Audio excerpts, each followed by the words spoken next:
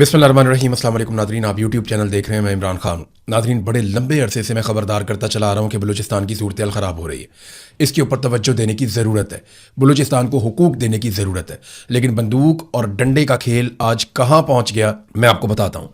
सबसे पहले तो आप ये देखें कि खुद एतराफ़ किया DG ISPR ने कि 4 दिनों में बलूचिस्तान में बहुत तबाही हुई है।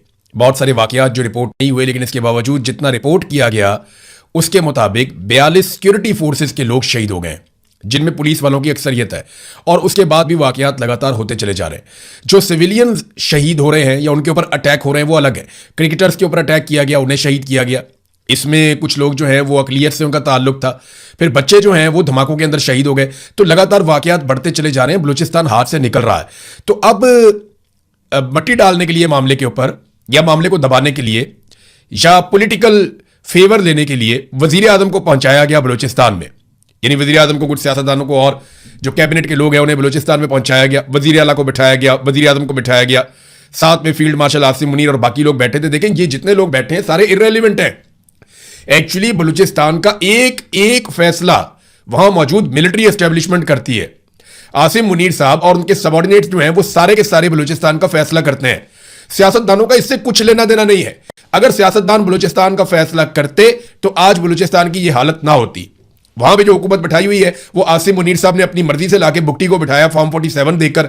वो तो असली आदमी नहीं है, वो तो नकली आदमी है। इसी तरह शहबाज शरीफ जो है वो 17 सीटों के साथ उसे वज़ीर आज़म पाकिस्तान बना दिया गया। तो इन लोगों को इकट्ठा किया गया ताकि हम दुनिया को बताएं कि ये हमारा पॉलिटिकल डिसीजन है। नहीं, ऐसा नहीं है। ना ये कोई जमहूरी फैसला है, ना कोई पॉलिटिकल फैसला है। होना वही है जो मिलिट्री एस्टेब्लिशमेंट ने बलूचिस्तान में करना है, और वो पीछे हटने के लिए तैयार नहीं है। अब उन्होंने एक कवर लिया है सियासतदानों को वहां ले जाने के बाद।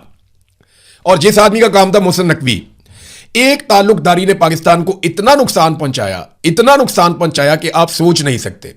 ताल्लुकदारी की बुनियाद के ऊपर यह शख्स पंजाब का वजीर आला बना। इसने पंजाब का बेड़ा गर्क कर दिया। पंजाब की जो रवायात है उनको पामाल करके रख दिया, सत्यानाश कर दिया। पूरी ब्यूरोक्रेसी का, पूरे सिस्टम का पूरा इलेक्शन चोरी कर दिया इसने।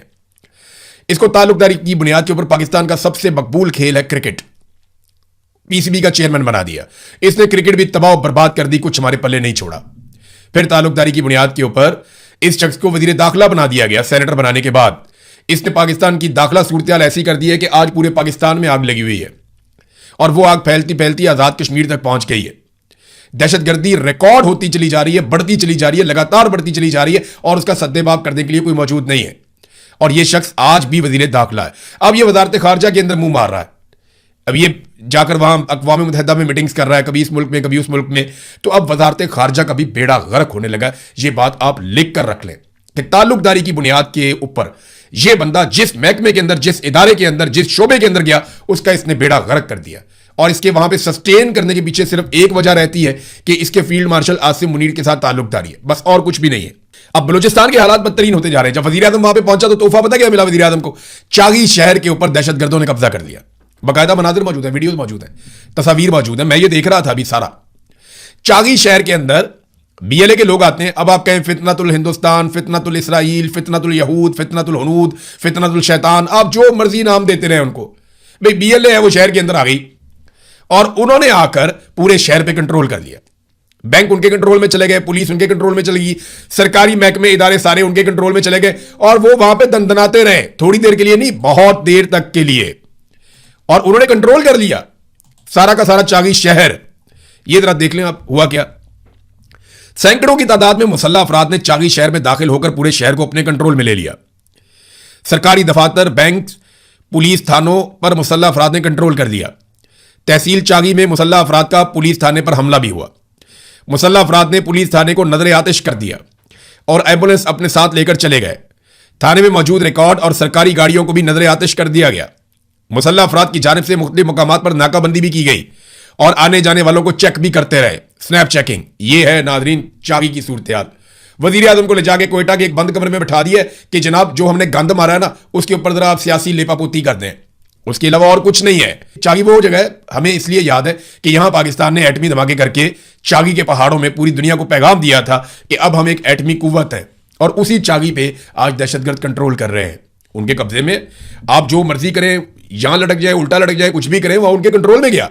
और वो अपनी मनमानी करने के बाद वहां से वापस गए, और कोई उन्हें रोकने के काबिल नहीं था किसी ने उनके सामने मुजामत नहीं की। यह है नाजरीन सूरत हाल। अब वो कहता था एक SHO की मार है, आसिम मुनीर साहब का जो ताल्लुकदार है मोहसिन नकवी, वो उनका अजीज है, वो कहता है जी एक SHO की मार है, दहशतगर्द। वजीर आजम भी आपने वहां पहुंचा दिया, आर्मी चीफ भी आपने वहां पहुंचा दिया, और आज ही के दिन में चागी शहर के ऊपर दहशतगर्द दंदनाते फिर रहे थे, उनका वहां पे कंट्रोल था। कितनी अफसोसनाक सूरत हाल है। सरदार अख्तर मेंगल साहब ने कुछ इंकशाफात किए। एक तो सरदार अख्तर मेंगल ने इस्तीफा दे दिया कौमी असम्बली की सीट से, और ना सिर्फ इस्तीफा दिया बल्कि अपनी सारी मुराद और तनख्वाहें वापस की उन्होंने।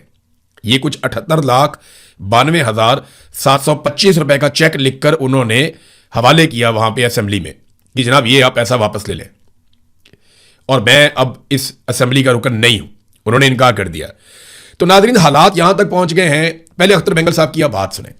अख्तर मेंगल साहब ने 2 स्टेटमेंट दिए, और दोनों स्टेटमेंट जो हैं वो बड़े खौफनाक हैं। एक तो उन्होंने इंकशाफ किया कि बलूचिस्तान के हर शहर में डेथ स्क्वाड बना दिए गए, जिनको बाकायदा सरकारी असलहा और बगैर नंबर प्लेट के गाड़ियां फराहम की जाती हैं। इन गाड़ियों पर डेथ स्क्वाड पाकिस्तान का झंडा लगाकर कार्रवाइयां करते हैं। क्या असेंबली में इस डेथ स्क्वाड के बारे में आज तक किसी ने बात की है? ये अख्तर मेंगल साहब ने ऑल पार्टीज कॉन्फ्रेंस के अंदर ये भी खिताब किया था, ये भी बात की थी। इन्होंने एक वाकया सुनाया, मैंने वो वाकया सुना, मेरा दिल हिल गया। मैं बहुत परेशान हो गया था कि इस किस्म का जुल्म हुआ है बलूचिस्तान में। वक्त कम है, लेकिन इसके बावजूद ये वाकया आपको सुनना चाहिए, और जरूर सुनना चाहिए, क्योंकि इससे आपको पता चलेगा कि दहशतगर्द बनते कैसे हैं और उनकी तादाद बढ़ती कैसे है। अख्तर मेंगल साहब बताते हैं कि खोजदार का इलाका है जहरी, वहां पे सरदार नसीर हैं, वो बहुत बड़े सरदार हैं वहां के। उनके घर पे सिक्योरिटी फोर्सेज आती हैं। आने की वजह यह है कि करीबी उनके ऊपर एक अटैक होता है और वो वहां से चलते हुए सरदार साहब के घर तक आ जाते हैं। अब आगे की कहानी जरा आप उनके मुंह से सुने कि उनके साथ हुआ क्या। चहलकदमी करते हुए सरदार नसीर के घर के सामने आते हैं, आवाज देते हैं, उसको बाहर निकलता है। 70+ उसकी एज है। Recently he is gone through a bypass, heart bypass जिसका हुआ है। एक पांव उसका फ्रैक्चर है। वो घर से अपने 3 बेटों के साथ बाहर निकलता है तो मेजर साहब कहते हैं, गलीज अल्फाज में उसको बुरा भला कहते हैं और इशारा करते हैं कि यही दहशतगर्द है। और सिपाही जो कूद पड़ते हैं उस पर गले से पकड़ के उसको घसीटते हुए उस बुजुर्ग को उसके सर पे कुंदाख मारते हैं, बट मारते हैं। अरे कोई गैरतमंद बाप का गैरतमंद बेटा खामोश तो नहीं बैठा होगा वहां। कोई भी हो, मैं नहीं कहता कोई बलोच, चाहे वो सिंधी हो, चाहे पश्तून हो, चाहे पंजाबी हो, सराइकी हो, कश्मीरी हो, क्या आप में से कोई ये बर्दाश्त करेगा कि आपके वालिद बुजुर्ग आपके सामने उसको बेइज्जती की जाए, उसको तशद्दुद का निशाना बनाया जाए? वो बेटा जज्बाती होता है तो उस मेजर के गिरेबान में पकड़ता है, फायर करते हैं, बाप के सामने बेटे को शहीद करते हैं, उसकी लाश को घसीटते हुए गाड़ी में डालते हैं, उसके ज़ईफ वालिद को जो है गाड़ी में डालते हैं, उसके 2 दूसरे भाई वो और ले जाके स्कूल में इनको बंद करते हैं। गांव के लोगों को पता चलता है, वो इकट्ठे होते हैं कि जी ये क्या जाती कर रहे हैं आप। उन पे मोटर फेंक दिए जाते हैं जिसमें खवातीन जख्मी होती हैं। लाश भी ले जाते हैं, उस सरदार को भी ले जाते हैं। बहुत कोशिश के बाद रात को सरदार को छोड़ देते हैं और सुबह उसको इतला करते हैं कि आओ अपने बेटे की लाश ले जाओ। ये फलस्तीन में सुना होगा ना, कश्मीर में सुना होगा, लेकिन बलूचिस्तान में आप लोगों ने देखा भी नहीं होगा, सुना भी नहीं होगा। और दूसरे दिन जब लोग जाते हैं लाश वसूल करने से, उनसे अंडरटेकिंग लेते हैं रिटन कि आप लिख के दें कि ये दहशतगर्द था, इस कंडीशन में उसकी लाश दीजिए। अब उस गांव के लोग जो उस सरदार को अपना सरदार समझते हैं, वो कौन सा रास्ता इख्तियार करेंगे आने वाले दिनों में? ये मैंने एक आपको सरदार की बात बता। अब आप अंदाजा करें कि कैसा जुल्म है कि बाप को कहते हैं दहशतगर्द है और उसे फौजी मारते हैं, उसका जवान बेटा जाके गिरबान पकड़ता है, उसको गोली मार के कत्ल कर देते हैं और उसकी लाश उठा के ले जाते हैं, बाप को भी उठाकर ले जाते हैं। बाद में लाश इस शर्त के साथ वापस करते हैं कि तुम लोग लिख कर दो कि यह आदमी दहशतगर्द है जिसको हमने मारा है। सरदार अख्तर जान मेंगल ने यह भी बताया कि लगभग 1 लाख नौजवान मुबैना तौर पे पहाड़ों पे चढ़ गए बलूचिस्तान में। इनके हाथों में कलम की बजाय हथियार आ गए। अब रियासत किस तरफ जाएगी? और यह रियासती फैसलों के नतीजे में हो रहा है, उनकी हरकतों के नतीजे में हो रहा है। हालात यहां तक पहुंच गए हैं कि जो पुलिस वाले शहीद हुए, 30 के करीब पुलिस वालों की लाशें आई हैं, और ये लाशें कैसी हैं जरा ये भी आप देख लीजिए। और ये जो मैं आपको बता रहा हूं ना कि लाशें जिस तरीके से बरामद हुई, जो कुछ उनके साथ किया गया, यहां मेरे पास से एक ऐसी इंफॉर्मेशन आई कि मैं खुद हिल गया कि ये क्या हुआ। यानी इन लाशों को उठाने के लिए भी सिक्योरिटी फोर्सेस नहीं गई। लोग बताते रहे सिक्योरिटी फोर्सेस को कि जनाब वहां पे लाशें पड़ी हुई हैं, जाकर वहां से लाशें उठा लें, लेकिन लाशें उठाने के लिए जाने के लिए कोई तैयार नहीं था। तो फिर लवाहिकीन ने क्या किया, अपनी मदद आपके तहत किराए पे गाड़ियां हासिल की, उन गाड़ियों को लेकर लवाहिकीन गए लाशें उठाने के लिए और वहां से लाशें उठाकर लाके अस्पताल में रखी। अब अस्पताल के अंदर से लाशें लेने के लिए आ गए जनाब सिक्योरिटी फोर्सेस के लोग। यानी जहां पहाड़ों में लाशें पड़ी हुई थी, जो इतला आती है कि जनाब आपके जो पुलिस वाले अगवा कर लिए गए थे, जिन्हें मगवी बना लिया गया था, उनकी लाशें पहाड़ों में पड़ी हुई हैं, जाकर आप वो लाशें उठा लें। लेकिन लाशें उठाने के लिए कोई नहीं जा रहा था। अब 21 पुलिस एहलकारों की लाशें पहाड़ों से बरामद हुई। मजबूरी तौर पर कल से अब तक 30 पुलिस एहलकारों को जियारत में अगवा के बाद कत्ल कर दिया गया। उनकी लाशें पहाड़ों पर पड़ी हुई थी, यह बाकायदा इंफॉर्मेशन है। और सिक्योरिटी फोर्सेस जाके वो लाशें उठाने से कतरा रही थी। लोगों ने अपनी मदद आपके तहत गाड़ियां ली, मजदूर लिए और जाकर लाशें उठाकर लाए। अब जनाब वो कहते हैं जी लाशें आप हमारे हवाले कर दें ताकि हम वहां पे इज्तिमाई नमाज जनाजा करके एक बहुत बड़ा वो कर लें, अपनी हमारी कवरेज ववरेज हो जाए। यानी इनको लाशें भी चाहिए सियासत के लिए, इनको लाशें भी चाहिए अपने फायदे के लिए। लोग वो लाशें रख के सड़कों पर बैठ गए एहतजाज करने के लिए। लोग अब बात मानते ही नहीं है। वो बड़ी मुश्किल से बेचारे लाशें उठाकर लाए, वो वहां पर एहतजाज कर रहे हैं। जो लवाहिकीन है उन्होंने भी धरना दे दिया है। जो पुलिस वालों के लवाहिकीन है, जो पुलिस वाले लड़ते हुए शहीद हुए, उनका मुतालबा सादा सा है। उन्होंने कहा यार हमारे साथ नहीं मिलकर लड़ना, ना मिलकर लड़ो, हमें हथियार तो दे दो, हमें वसाइल तो दे दो, हमें कम से कम इख्तियार तो दे दो कि हम खुद लड़ पाए। वो कह रहे हैं जी हमारे हथियार खत्म हो रहे हैं, हम शानदार मुकाबला कर रहे हैं, हम इनसे लड़ रहे हैं, 5 घंटे हो गए हैं और हथियार नहीं पहुंच रहे, उन तक ताजा कुमक नहीं पहुंच रही। चले फौज उनकी मदद के लिए नहीं आई, एफसी उनकी मदद के लिए अगर नहीं आई मौके पे, तो कम से कम उन्हें हथियार तो पहुंचाए जा सकते थे। लेकिन क्या करें, हथियार तो प्राइवेट मलेशियाज के पास है, हथियार तो उन जत्थों के पास हैं जिनके जरिए से स्मगलिंग की जाती है, उन जत्थों के पास है जिनके जरिए से बाकायदा मंशियात का कारोबार किया जाता है। बलूचिस्तान तो पैसा कमाने की मशीन है, अंधाधुंध बलूचिस्तान में पैसा बनाया जा रहा है, ऊपर से लेकर नीचे तक सब पैसा बना रहे हैं बलूचिस्तान में। DGISPR ने एक स्टेटमेंट दिया, उन्होंने कहा जी कि दुश्मन से बलूचिस्तान की तरक्की हजम नहीं हो रही। पहले तो DGISPR साहब बताएं कि बलूचिस्तान तरक्की कर कहां पे रहा है। पाकिस्तान का सबसे पसमानदा सूबा कौन सा है? बलूचिस्तान। पाकिस्तान में सबसे पसमानदा इलाके किस सूबे में? बलूचिस्तान में।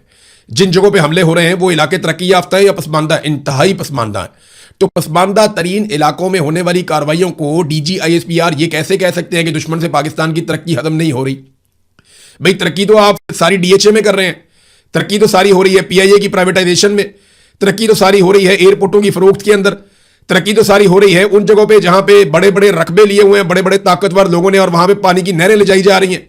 सिंध का पानी जो है वो बेच दिया गया, रेगिस्तानों में पहुंचा दिया गया, और अब पीपल्स पार्टी कहती है जनाब कि हम मरसूम सिंध ना देसूं, और उसके ऊपर कह रहे हैं जी हम सिंध के पानी के लिए तहरीक चलाने वाले हैं। आसिफ अली जरदारी ने 6 नहरों के मामले में सिंध का पानी बेच दिया था। सिंध का हारी जो है वो ये बात अच्छी तरह अपने पल्ले बांध ले कि जरदारी ने अपने बेटे के इक्तदार के लिए और अपनी सदारत के लिए सिंध का पानी बेच दिया था। अब आप उल्टे लटक जाए, सीधे लटक जाए, जो मर्जी आप करें, पानी तो सिंध का इन्होंने बेच दिया, और वो अब रेगिस्तानों में ही जाएगा, नहरें मुकम्मल होंगी और रेगिस्तान सैराब होंगे, जबकि सिंध का हारी पानी के लिए तरसेगा और बाकी पानी आपका भारत रोक रहा है, और उससे पानी छुड़ाने का आपके पास अभी तक कोई फॉर्मूला नहीं है, ना कोई संजीदगी दिखाई देती है। तो नाज़रीन, पुलिस के लवाहिकीन यानी जो पुलिस वाले शहीद हुए उनकी लाशें सड़कों पर रख के बैठे हुए हैं, ये पहली दफा हो रहा है।